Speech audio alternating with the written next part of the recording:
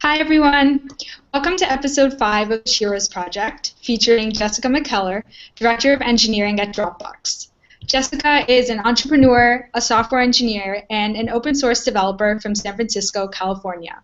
She's a former director for the Python Software Foundation, PyCon North America's Diversity Outreach Chair, and a maintainer for several open source projects, including OpenHatch and Twisted. In 2013, Jessica was awarded the O'Reilly Open Source Award for her outreach efforts in the Python community. Thank you so much for joining us today, Jessica. We're really excited to hear from you. Oh, thank you so much for having me. So before we talk about your work and your career, I would love for our audience to get to know a little bit about your background and your journey in tech. Can you give us a short glimpse into your school and your college days at MIT? Maybe what motivated you to pursue engineering and what about it really excited you? Yeah, definitely. Well, the truth is that I'm not one of those folks who started out at a really young age knowing that I wanted to be in software, or, I didn't start programming actually until I was in college. My first degree is actually in chemistry. So in high school, I was, a science Olympiad nerd. I really liked my chemistry classes. I thought that chemistry was what I was going to do. I declared that degree. I got a degree in chemistry. And while I was getting my chemistry degree, I went to school at MIT.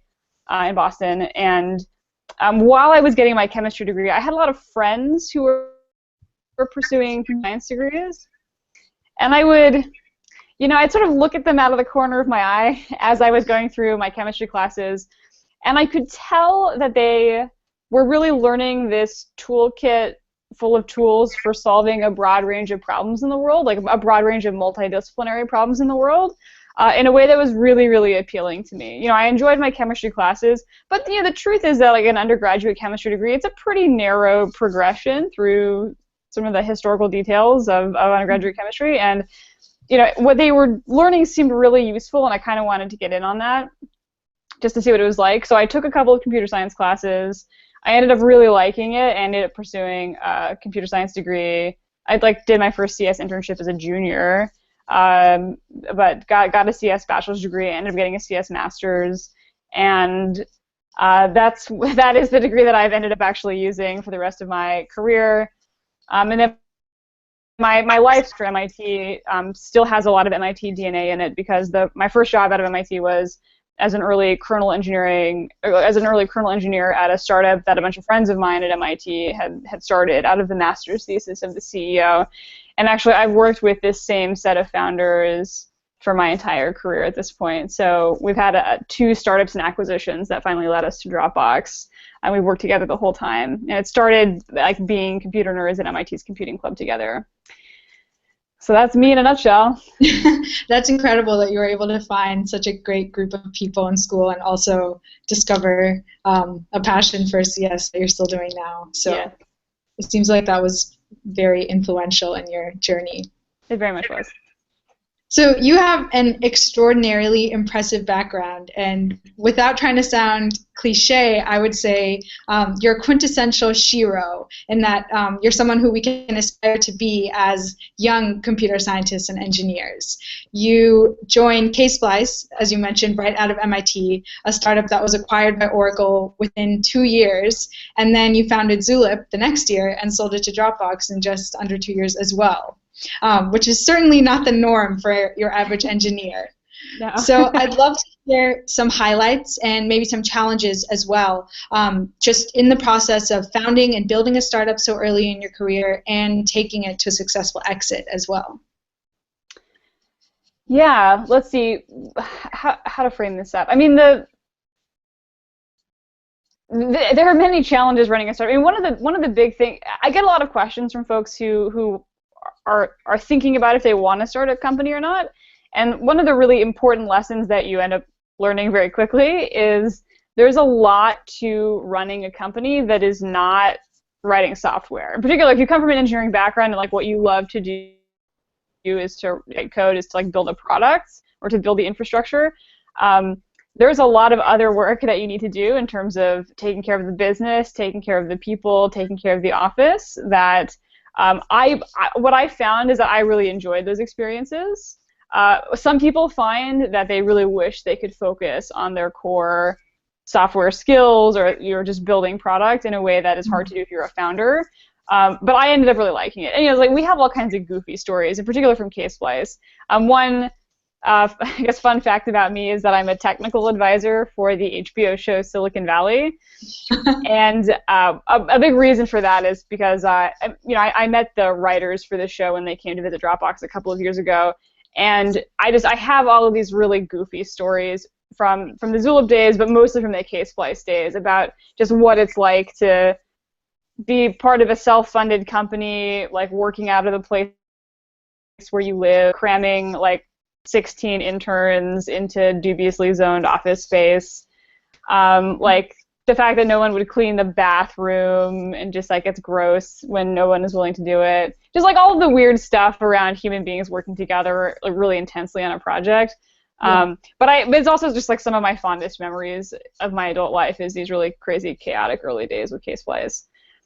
So I learned a lot about like what it is that I actually like going through Caseflies and Zulip. I mean, you know, I had a pretty classic evolution from being an engineer to being, you know, a manager. I'm currently a director of engineering at Dropbox, but sort of that evolution from, you know, full-time engineer, kernel engineer at Caseflies, and then over time, it's like I sort of become the quote-unquote tech lead for some of these projects.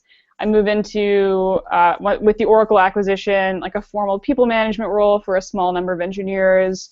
When we leave Oracle to start Zulip, I'm VP of engineering for a tiny company, but VP of engineering and spending a lot of my time on the strategic direction with the founding team, but then also managing the team of engineers. And then at Dropbox, managing like sort of many engineers across several teams.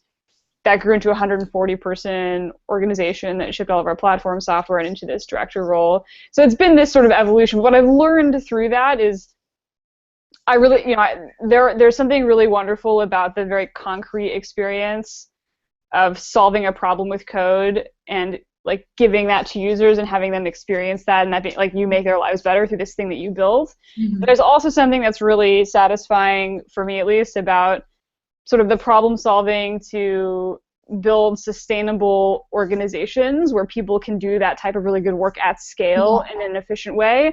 And what I have found over the course of my career is like that latter thing is the thing that I love the most. And so that's what I do the most these days. And it's a trade-off between this really concrete experience of being in the code. You trade that off to be able to zoom out and solve other types of problems. They're both problem solving, but in somewhat different ways. And I sort of really like the people problems and the organizational problems, as it turns out. Yeah, no, I think there's some very unique things that you learn from each work environment, and it's really interesting to hear what the startup life sort of teaches you that other more, I guess, workplace-style jobs can't. But since your Zulip days, you've now transitioned from being a startup founder and a lead engineer to now leading engineering teams and managing other engineers. So did you ever feel nervous or scared making that transition? And do you miss sort of being in the thick of writing code and actually building the products? Or like, what do you find exciting and new about the management side of things? What are some of those key trade-offs? Yeah, it's a good question. Honestly, for me, it's so the transition from, well, the transition from direct sort of IC software engineering to management of engineers and then management of managers. Like I said earlier, it was sort of it was like a very natural, gradual transition, and I've never felt uncomfortable with that or never like regretted the trade-offs.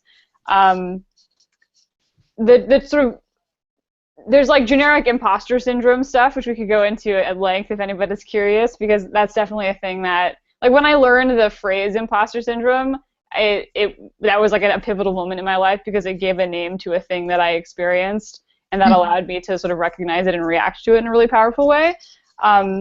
So I mean, that's the thing that everybody or many people struggle with, and it's a thing that I think I definitely have. There's a phenomenon that I experience about sort of both being pretty young and looking very young for the level of seniority that I have at the place where I work, and like sort of managing expectations around that. But in general, like, I really love what I do. I like I said, I like the trade-off to be able to zoom out and really be a strategic partner for evolving the people in the organization. And that's probably what I want to continue to do. And I would say that like the true the true sign of success for a manager is if you are a manager who is able to grow other managers who are themselves great managers. Okay. And so that, like, when I do that, I feel really good about the value that I'm providing to the organization. Yeah, definitely.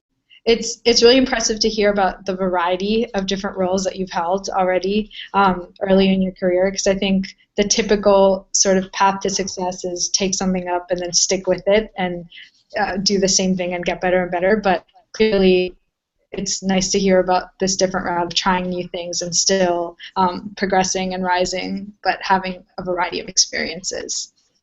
Really cool. Yeah, I've been really fortunate. I mean, as you sort of alluded to earlier, I've been really fortunate / lucky to have this incredible density of experiences, and just not everyone gets this experience of having sort of 2 startups that have these really successful transitions. Yeah. Experiencing failure is really important too, but I've been really lucky with what that has enabled for me, sort of career growth-wise over the last decade. Yeah, definitely.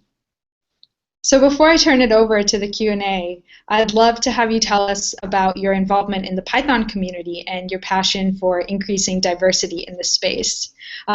You're currently the director for the Python Software Foundation, and you received the O'Reilly Open Source Award in 2013, which is a huge accomplishment. So what sparked your interest in Python and open source projects? Was there a conversation, an internship, or maybe a specific project that really piqued your interest? Sure, and minor edit there. So I'm a former director of the Python Software Foundation, so I served for a couple of years, and I'm happy that other folks are at the reins these days. Right. So my participation in open source communities in many ways was the most important experience that I had as an early software engineer. Like, I think that I learned more contributing to open source software in terms of like just the practical realities of being a software engineer on a team than I did in school. So that was a really important set of experiences for me. And I got started contributing to open source software during an internship at VMware, where I was using an open source, a Python networking library called Twisted, and I was confused by some of the documentation and sort of seized upon this as an opportunity to submit a small documentation patch as my first ever open source contribution. I was super nervous about this. I agonizingly and painstakingly quadruple read the instructions for how to contribute my tiny little diff. I nervously hovered over the submit button on the bug tracker for probably a good 20 minutes, worried that someone was going to yell at me for doing something wrong. And as it turns out, it was a really great positive experience. Actually, one of the creator of the project, his name is Glyph, personally replied to my bug report and held my hand through the process. Was really positive, was really supportive. And it's when that is your first experience contributing to open source software, that's a magical thing, and you absolutely, I of course wanted to keep doing it. Hopefully it was a good investment for them, because I did stick with contributing to the project. I ended up becoming a core maintainer for Twisted. I ended up writing a book for O'Reilly about Twisted. Wow. And to this day, Glyph and I and a bunch of other folks from that community are really good friends. So that's a really important sort of foundational experience for me as a software engineer, as an open source contributor, and just in terms of the friends that I've made in my adult life.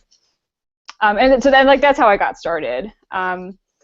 And my involvement sort of more broadly in the Python community came from, it started with some sort of local work in Boston, doing sort of diversity outreach work with the Boston Python user group. Okay. What this evolved to over time, and the way that I think about this now, this is a really important part of my life, honestly. What this has evolved to now is the open source communities are a really important platform to be able to experiment with and demonstrate sort of various types of positive social change and social integration and inclusive culture and things like that. And actually, it's funny because the work in the Python community is very related to the work that I do inside of Dropbox. So it's inside and outside of work, it's a lot of the really similar principles about how do we build sustainable communities with inclusive cultures, with diverse participants, so that you are producing the best community and the best tools, the best results, the best software that you can. And that's exactly what we're doing inside Dropbox and also in the Python community. And so I treat the Python community very much as a platform for experimenting with ways to do this successful sort of inclusive culture building. Like one example of an experiment is as the diversity chair for PyCon for the past several years, we've had this sort of really exciting sustainable statistic, which is that I think 5 years ago, the percentage of speakers at PyCon, which is a large annual Python conference, or a large prestigious open source conference, the percentage of speakers who were women was 1%. And then through sort of concerted efforts by me, but also a lot of other people who do a bunch of really good work in the community, we've been able to raise that number over the years. I think it was like 5 and then 11 and then 15. And then this past year, 2016, 40% of speakers were women. Wow. And this is a statistic that is like resilient to like a semi-blind application process. It's sort of a distributed responsibility, so if I get hit by a bus, the system still works. So it's like it's set up to be equitable and sustainable, and it's really become a model of outreach that's been emulated by a bunch of other conferences. Mm-hmm. And like that's the type of sort of that's the type of sort of positive experiment to be able to share with the community that I'm really, really proud of, and it's sort of an important part of what I do. Yeah, no, I mean, that statistic itself, I think, is incredibly impressive. And also, as someone who shares that passion for wanting to bring inclusivity and diversity into the tech space, it's so wonderful to hear about all the different and diverse outlets that people are using as platforms. So thank you for sharing that. And thank you as well for sharing all of the insights and experience you have thus far in the interview. I would now like to open this up to the interactive session for some Q&A for all the participants. So please take it away with your questions for Jessica. Hi, Jessica. I'm a software intern this summer at BuzzFeed, and it's been really cool to work in industry and sort of learn more about the workflow in industry. And like you mentioned, a lot of it is not what we learn in school. I think in school you learn the tools like data structures and algorithms, but you don't really learn how to apply it as much. And so if someone were to be interested in getting involved in open source projects, what is like a good entry point to break into that community and sort of get going? Yeah, absolutely. Also, as a side note, I've been super impressed with like BuzzFeed's evolution in the past, sort of 2 years. When I pay a lot of attention to the Supreme Court in the U.S. and like my go-to coverage is BuzzFeed and Chris Geidner. So it's sort of it's been a really interesting outlet to follow. Awesome, thank you. Yeah, so I mean the best way to get involved with an open source project is to have a language or a library that you care about, that you like using, and to just like dive in and contribute to that project. If you don't have a clear candidate for that, a really good proxy for like, is this a project that is going to do a good job of onboarding sort of first-time contributors, new contributors to the community? A good proxy for that is projects that participate in Google Summer of Code, because they sort of have to have their act together to have applied and gotten accepted. So those tend to be really good candidates as well. Awesome. And then mostly just do it. Like dive in and just do it. The other thing, if you live in an area that has local user groups, that can be a really great place to A, like get in-person support, or B, just be around sort of like-minded individuals as you're like learning the ropes. Like so in Boston, I was a really active participant in the Boston Python user group, and then in San Francisco, where I am now, we have some really robust Python communities here too, and those local communities are really a great sort of place to make connections as well as get the support that you might want. Thank you. Cool. Great, we can move on to the next question. Elle, I think you might have to unmute yourself. Yep. Hi, Jessica. I'm Elle from Ericsson, Australia. I'm a consultant. I just finished a graduate program there. My question would be, have you had mentors throughout your career? And if you had so, what was the best advice someone has ever given you, and benefited from that advice? Yeah. So I get mentorship questions sometimes, and I always feel a little bad about my answer. Sort of at a super macro scale for my life, there are definitely people who inspire me. I think about well, I have goofy inspirations, but I think about like Ruth Bader Ginsburg on the Supreme Court, and like other people who I also read a lot of like biographies of presidents, but like people who are effective and get things done with principle. Like I like learning about how people have done that in a variety of contexts. In terms of sort of more locally, like mentorship in the career that I'm in, I think people like Glyph, who I mentioned earlier, who were like a really important part of my formative experiences. I have a deep appreciation for the time that they were willing to put into me early on. In terms of how I learn things, I have to admit that I'm one of those people who, like, I'm not a book learner for like management expertise, for example. I have to sort of do it and sometimes make pretty catastrophic mistakes, but then reflect on it. And then I also spend a lot of time talking with other people who are doing what I do, or who are doing what I do at a slightly bigger scale than where I am right now, talking through scenarios, and like just chatting through our take on interesting management challenges. And that's the way that I tend to learn and grow the most, as opposed to having sort of explicit, dedicated mentors. One thing that I will say about this, though, is that the more sort of as I have gone through my career and the more sort of senior I have become at companies, the more I understand and value having mentors and sponsors who are like you. When you're if you're a woman or in a like an underrepresented group, in particular in the sort of the leadership suite at the company, it gets a little bit lonelier as you get more senior, and having that support network has actually become increasingly important, not decreasingly important, as I've gotten sort of more experience. So that's sort of an interesting observation.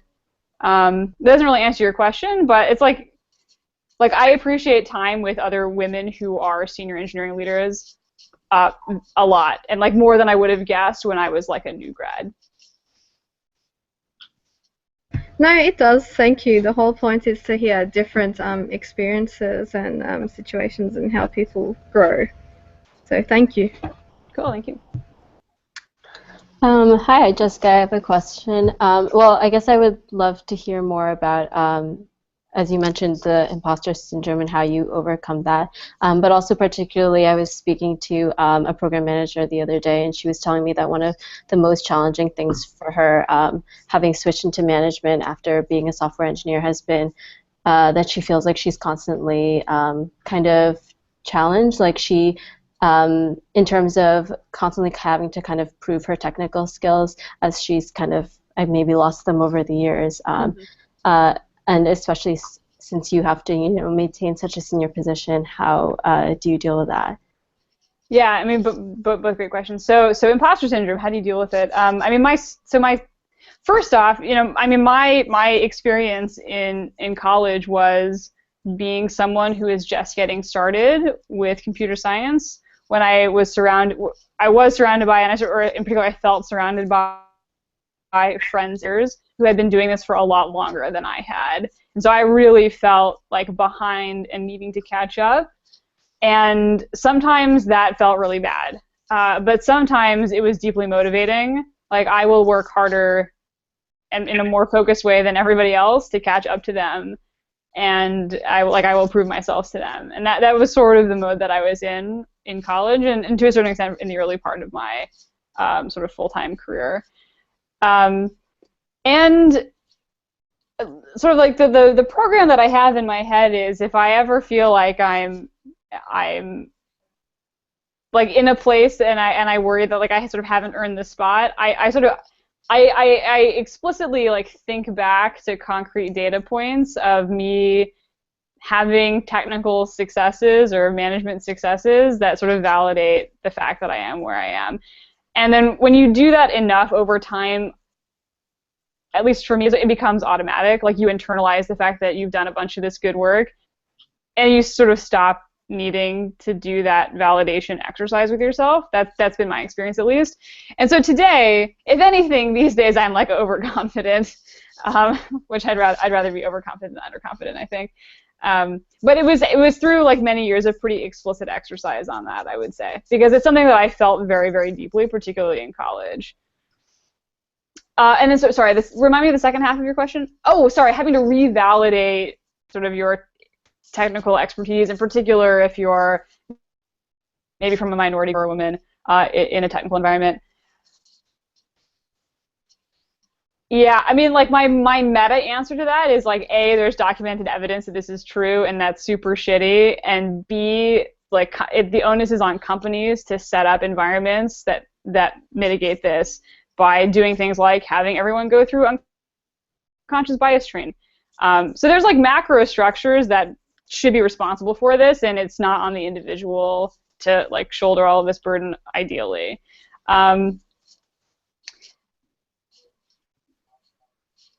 Beyond that, it's like, I personally just don't put up with that bullshit. Like, if there are, like, occasions where you have to call someone out, or, like, people, oh, are you, like, the note taker in this meeting? And it's like, no, I'm running the meeting. Thanks, though, you're new here. And you just, like, I don't know.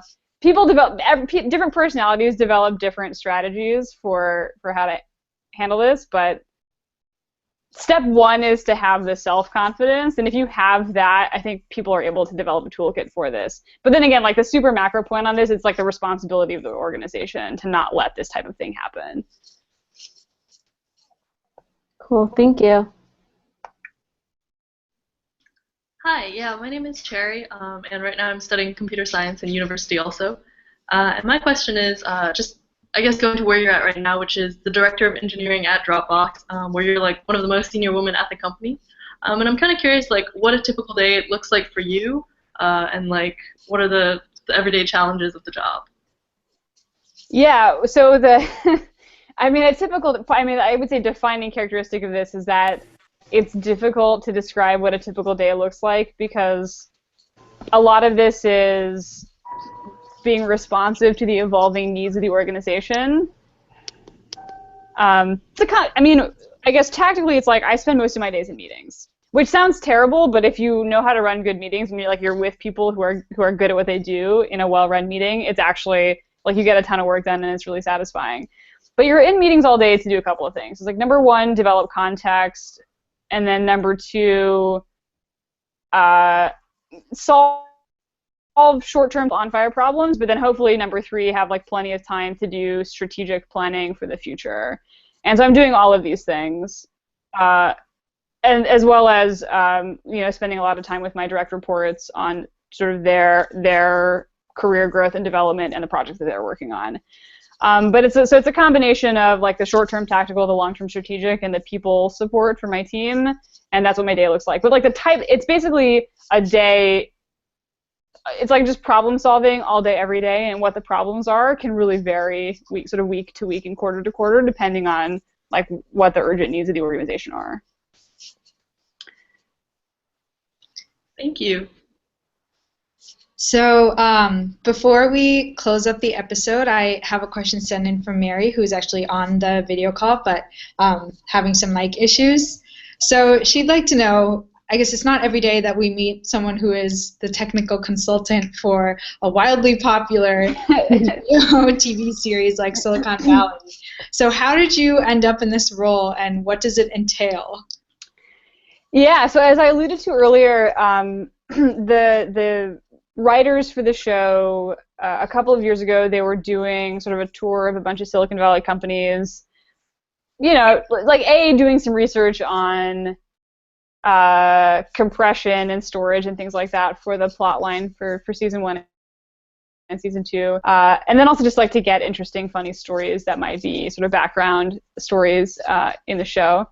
And I guess someone at Dropbox picked me as someone who was likely to be entertaining in front of the writers. So I and a couple of other people were invited to speak with the writers for, like, 60 or 90 minutes. And I shared a bunch of stories about K-Splice and about my startup experiences and time at MIT and time at Dropbox, and it was sufficiently entertaining that they wanted to keep talking to me. And that's really all it takes. So they sort of signed me up as a technical advisor for the show, and then in addition to just like weird, funny anecdotes that are fodder for the show, I and a really good friend of mine and coworker, James Cowling, helped design the. They had, if you've seen the show, they in season 2 they have like a little bit of an in-house data center, and the show takes the technical details incredibly seriously for everything that they do. So like really down to like the specs and the specific hardware that you would buy, and like doing math on how much power this data center in the house would draw, and is like that realistic for like a residential area, just like all of the goofy like math and specs and hardware logistics, we helped them plan out to make sure they got the details just right. So that was really fun. And the other fun fact is, if you've seen the show, Kala is a composite character who is made up of me and another advisor for the show. I hope that I'm the nice parts of Carla, but who knows. That's incredible. Next time I watch the show, I'm going to feel really awesome that I have influence behind one of the characters. But that's great. That's so funny. I never thought that there were actual engineers driving the facts for the TV series, so that's really fun. Absolutely. Well, with that last question, our episode is coming to an end, and although I could definitely sit here and listen to all of your stories from your startup days and your journey through tech for much, much longer, I'm sure you probably have to get back to work, and all of us probably should as well. But thanks again for joining us, Jessica, and thanks to all the interactive members for your thoughtful questions. It was great to hear all the experiences that those brought up. So a recording of this interview will be up shortly on the Sheroes Project website and on our YouTube channel. So please do share it with any others you know who might be interested to help spread the word. And as always, if you know of a Shero that we should feature in a future episode, please nominate them through the website. Thank you so much, everyone. Thank you.